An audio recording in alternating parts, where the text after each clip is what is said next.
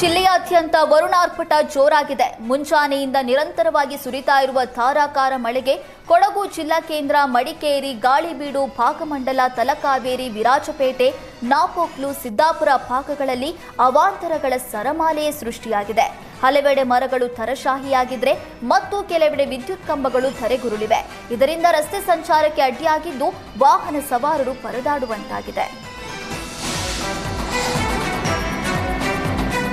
ಕಡಪ ಸಮೀಪದ ನೂಜಿಬಾಳ್ತಿಲ ಬಳಿ ಚಲಿಸ್ತಾ ಇದ್ದ ಕಾರಿನ ಮೇಲೆ ಮರ ಬಿದ್ದು ಅವಘಡ ಸಂಭವಿಸಿದೆ. ಕುಕ್ಕೆ ಸುಬ್ರಹ್ಮಣ್ಯದಿಂದ ಧರ್ಮಸ್ಥಳ ಕಡೆಗೆ ತೆರಳುತ್ತಾ ಇದ್ದ ಕಾರಿನ ಮೇಲೆ ಬೃಹತ್ ಮರ ಬಿದ್ದಿದ್ದು ಕಾರಿನಲ್ಲಿದ್ದ 4 ಗಾಯವಾಗಿದೆ. ಕೂಡಲೇ ಸ್ಥಳೀಯರು ರಕ್ಷಣೆಗೆ ಧಾವಿಸಿ ಕಾರಿನಲ್ಲಿದ್ದವರನ್ನ ಹೊರತೆಗೆದು ರಕ್ಷಿಸಿದ್ದಾರೆ. ಕಾರು ಸಂಪೂರ್ಣ ಜಖಮ್ಮಾಗಿದ್ದು ಗಾಯಾಳುಗಳನ್ನು ಆಸ್ಪತ್ರೆಗೆ ದಾಖಲಿಸಲಾಗಿದೆ.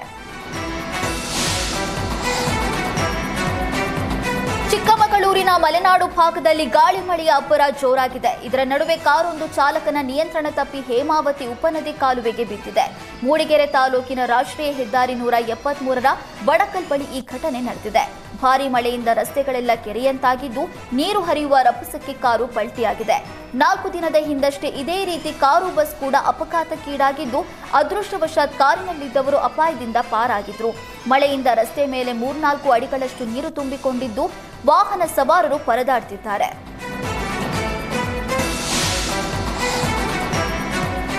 ರಾಜ್ಯಾದ್ಯಂತ ಮತ್ತೆರಡು ದಿನ ಭಾರಿ ಮಳೆಯಾಗಲಿದೆ ಅಂತ ಹವಾಮಾನ ಇಲಾಖೆಯಿಂದ ಮುನ್ಸೂಚನೆ ನೀಡಲಾಗಿದೆ. ಪೂರ್ವ ಅರಬ್ಬಿ ಸಮುದ್ರ, ಗೋವಾ ಕರಾವಳಿಯಲ್ಲಿ ವಾಯುಭಾರ ಕುಸಿತ ಹಿನ್ನೆಲೆ ಮಂಗಳೂರು, ವಿಜಯಪುರ, ಬೆಳಗಾವಿ, ಹುಬ್ಬಳ್ಳಿ, ಹಾಸನ, ಚಿಕ್ಕಮಗಳೂರು, ಶಿವಮೊಗ್ಗ ಸೇರಿ ಉತ್ತರ ಕನ್ನಡ ಜಿಲ್ಲೆಗಳಲ್ಲಿ ಭಾರಿ ಮಳೆಯಾಗಲಿದ್ದು ಯೆಲ್ಲೋ ಅಲರ್ಟ್ ಘೋಷಣೆ ಮಾಡಲಾಗಿದೆ. ಬೆಂಗಳೂರು ನಗರ ಹಾಗೂ ಬೆಂಗಳೂರು ಗ್ರಾಮಾಂತರದಲ್ಲಿ ತುಂತುರು ಮಳೆ ಬೀಳುವ ಸಾಧ್ಯತೆ ಇದೆ.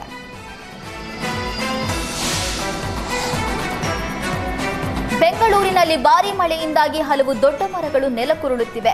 ಇದೀಗ ಸಸ್ಯಕಾಶಿ ಲಾಲ್ಬಾಗ್ನಲ್ಲಿ 150 ವರ್ಷಗಳಷ್ಟು ಹಳೆಯ ಮರವು ತರಶಾಹಿಯಾಗಿದೆ. ಸುಮಾರು 150 ವರ್ಷದಷ್ಟು ಹಳೆಯದಾದ ಫೈಕಸ್ ಕನ್ನಿಂಗ್ ಹ್ಯಾಮಿ ಪ್ರಭೇದದ ಮರ ಬುಡ ಸಮೇತ ಉರುಳಿ ಬಿದ್ದಿದ್ದು ಅದೃಷ್ಟವಶಾತ್ ಯಾವುದೇ ಪ್ರಾಣಾಪಾಯ ಸಂಭವಿಸಿಲ್ಲ. ಲಾಲ್ಬಾಗ್ ಹಾಗೂ ತೋಟಗಾರಿಕೆ ಇಲಾಖೆ ಅಧಿಕಾರಿಗಳ ಸೂಚನೆ ಮೇರೆಗೆ ಮರವನ್ನ ತೆರವು ಮಾಡಲಾಗಿದೆ.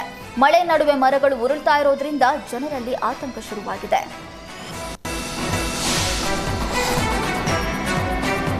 ಧಾರಾಕಾರ ಮಳೆ ಹಿನ್ನೆಲೆ ಉಡುಪಿಯಲ್ಲಿ ಅವಾಂತರಗಳ ಸರಮಾಲೆಯೇ ಸೃಷ್ಟಿಯಾಗಿದೆ. ಹಲವೆಡೆ ಮರ ಬಿದ್ದು ವಾಹನ ಸಂಚಾರಕ್ಕೆ ಅಡ್ಡಿಯಾಗಿದೆ. ಬ್ರಹ್ಮಾವರ ಸಮೀಪದ ಹಾವಂಜೆಯಲ್ಲಿ ಮರ ಬಿದ್ದು ಟ್ರಾಫಿಕ್ ಆಗಿ ವಾಹನ ಸವಾರರು ಪರದಾಡುವಂತಾಗಿದೆ.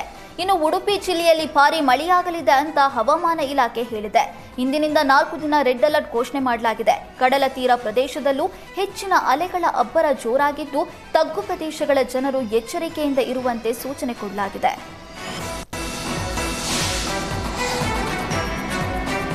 ಹಾಸನ ಜಿಲ್ಲೆಯ ಮಲೆನಾಡು ಭಾಗದಲ್ಲಿ ಮಳೆಯ ಅಬ್ಬರ ಮುಂದುವರೆದಿದ್ದು ಭಾರೀ ಮಳೆಗೆ ಸಕಲೇಶಪುರ ತಾಲೂಕಿನ ದೋಣಿಗಾಲ್ ಬಳಿ ಶಿರಾಡಿ ಘಾಟ್ ರಸ್ತೆಯಲ್ಲಿ ಭೂಕುಸಿತ ಉಂಟಾಗಿದೆ.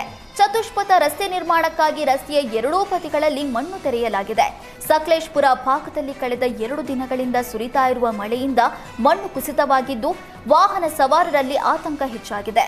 ಇದೇ ಮಾರ್ಗದಲ್ಲಿ ನಿರ್ಮಿಸಿದ್ದ ತಡೆಗೋಡೆ ಮೇಲೆಯೂ ಮಣ್ಣು ಬಿದ್ದಿದ್ದು ಮರಗಳು ಕೂಡ ಉರುಳಿ ಬೀಳ್ತಿವೆ. ಕಾಫಿನಾಡು ಚಿಕ್ಕಮಗಳೂರು ಜಿಲ್ಲೆಯಲ್ಲಿ ಮಳೆ ಅವಾಂತರ ಮುಂದುವರೆದಿದೆ. ಭಾರೀ ಮಳೆಯಿಂದ ಚಾಲಕನ ನಿಯಂತ್ರಣ ತಪ್ಪಿ ಕಾರು ಪಲ್ಟಿಯಾಗಿದೆ. ಮೂಡಿಗೆರೆ ತಾಲೂಕಿನ ಚಕ್ಕಮಕ್ಕಿ ಗ್ರಾಮದಲ್ಲಿ ಘಟನೆ ನಡೆದಿದೆ. ಹೇಮಾವತಿ ನದಿಯ ಉಪನದಿಯ ಹಳ್ಳಕ್ಕೆ ಕಾರು ಬಿದ್ದಿದ್ದು ಚಾಲಕ ಗ್ರೇಟ್ ಎಸ್ಕೇಪ್ ಆಗಿದ್ದಾನೆ.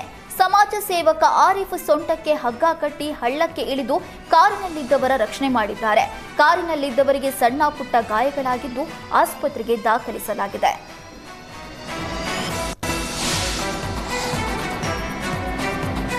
ಭಾರೀ ಮಳೆಗೆ ಉಡುಪಿ ಜಿಲ್ಲೆಯಲ್ಲಿ ಮಳೆ ಅವಾಂತರ ಸೃಷ್ಟಿಯಾಗಿದೆ.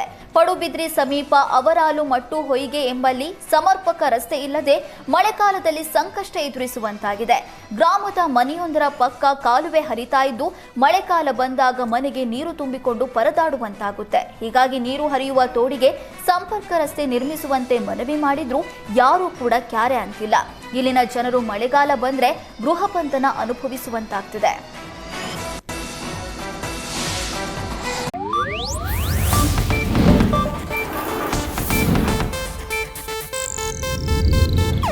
ಇದು ಏಷ್ಯಾನೆಟ್ ನ್ಯೂಸ್ ನೆಟ್ವರ್ಕ್ ಪ್ರಸ್ತುತಿ.